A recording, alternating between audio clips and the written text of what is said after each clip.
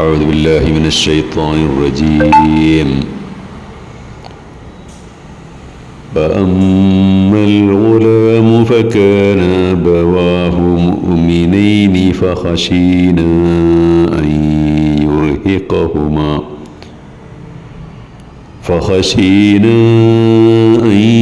يرهقهما طغيانا وكفرا فأردنا أن يبدلهما ربهما خيرا منه زكاة وأقرب رحما.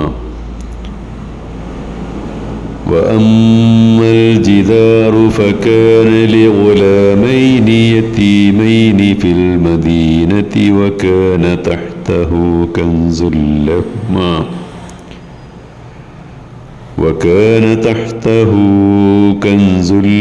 لهما وكان أبوهما صالحا فأراد ربك أن يبلغا أشدهما ويستخرجا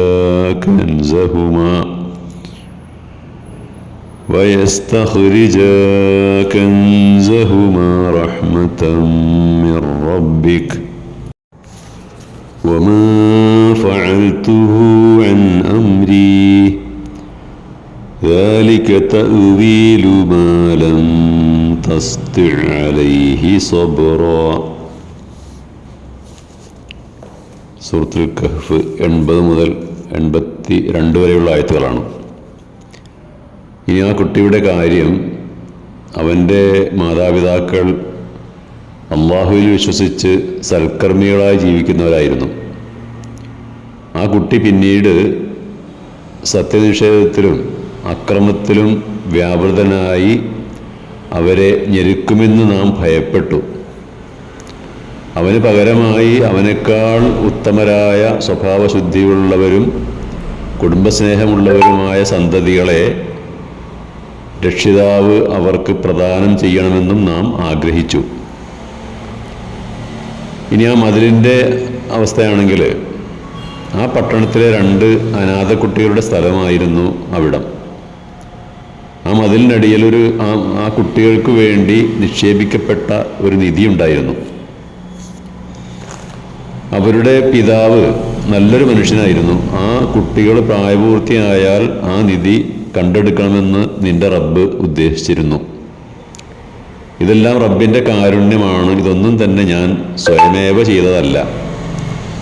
നിനക്ക് ക്ഷമിക്കാനാകാത്ത ആ കാര്യങ്ങളുടെ യാഥാർത്ഥ്യം ഇതായിരുന്നു. മൂസാ നബി ഖിദറിനോടൊപ്പം നടത്തിയ ആ യാത്രയിൽ ഖിദറിൻ്റെ ചില പ്രവൃത്തികളുടെ യാഥാർത്ഥ്യം എന്തായിരുന്നുവെന്ന് വിശദീകരിക്കുകയാണ് ഇതിനു മുമ്പുള്ള ആയത്തിലും ഈ ആയത്തുകളിലൊക്കെ തന്നെ. ഒരു കുട്ടിയെ വധിച്ചതിനെ കുറിച്ചാണ് ആദ്യ ആയത്തിൽ വിവരിച്ചത്. ആ കുട്ടിയുടെ മാതാപിതാക്കൾ വിശ്വാസികളായ നല്ല മനുഷ്യരായിരുന്നു. പക്ഷേ ഈ കുട്ടി വളർന്നു വന്നാൽ ഭാവിയിൽ തികഞ്ഞ അക്രമിയും ധിക്കാരിയും ദൈവനിഷേധിയും ഒക്കെ ആയിട്ട് മാറും. അത് ആ മാതാപിതാക്കൾക്ക് കടുത്ത പ്രയാസവും ആഘാതവും വരുത്തിവെക്കും. അതുകൊണ്ട് ആ അക്രമിയായ സന്തതിക്ക് പകരം അള്ളാഹു ആ മാതാപിതാക്കൾക്ക് സംസ്കാര സമ്പന്നരും കുടുംബസ്നേഹികളുമായ നല്ല മക്കളെ പ്രദാനം ചെയ്യാൻ തീരുമാനിച്ചിരുന്നു. അതുകൊണ്ടാണ് ആ കുട്ടിയെ നാം വധിച്ചത്. ഇനി ഭക്ഷണവും വെള്ളവും നിഷേധിച്ച ഒരു നാട്ടുകാർക്ക് വേണ്ടി തകർന്നുപോയ ഒരു മതിൽ നന്നാക്കി കൊടുത്തതിൻ്റെ ഉദ്ദേശം 2 അനാഥ കുട്ടികളുടെ സ്ഥലമായിരുന്നു അത്. പിതാവ് മരിക്കുന്നതിന് മുമ്പായിട്ട് ഒരു നിധി അവർക്കായി ആ മണ്ണിൽ ആ മതിലിനടിയിൽ സൂക്ഷിച്ചിരുന്നു. അന്ന് നമുക്കറിയാമല്ലോ, ഇക്കാലത്തെ പോലെ ബാങ്കിങ്ങും ഇൻഷുറൻസും ഒന്നും ഇല്ലാത്ത കാലം ആയിരുന്നല്ലോ അതൊക്കെ. അപ്പോൾ ആ നിധി സ്വന്തം സ്ഥലത്ത് കുഴിച്ചിടുകയായിരുന്നു ജനങ്ങളൊക്കെ ചെയ്യാറുണ്ടായിരുന്നത്.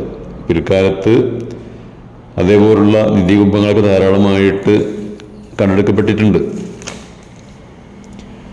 അപ്പോൾ ആ മതിൽ നേരാക്കി കൊടുത്തിട്ടില്ലായിരുന്നുവെങ്കിൽ കാലക്രമേണ നിധി മറ്റുള്ളവർ കൈക്കലാക്കുമായിരുന്നു.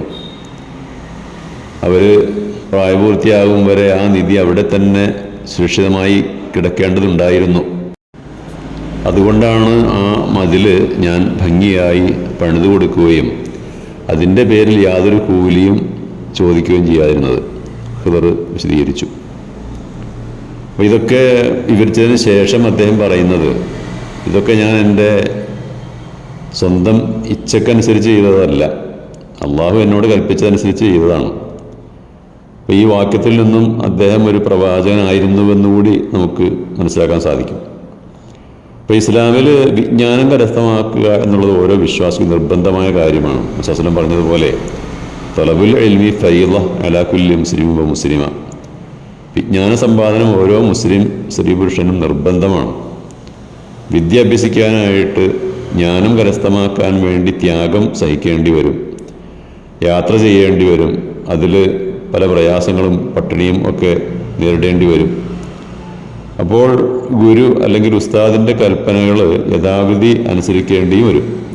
അവിടെയൊക്കെ ക്ഷമയും സഹനവും അനിവാര്യമാണ്. ഇങ്ങനെ കഷ്ടപ്പെട്ട് പഠിക്കുന്നവർക്ക് മാത്രമേ വിജ്ഞാനം ആർജിക്കാൻ കഴിയാറുള്ളൂ അല്ലെങ്കിൽ കഴിയുകയുള്ളൂ എന്നൊരു ഗുണപാഠവും ഈ ആയത്ത് ഉൾക്കൊള്ളുന്നുണ്ട്. ആഖിറു ദഅ്വാനാ അനിൽ ഹംദുലില്ലാഹി റബ്ബിൽ ആലമീൻ.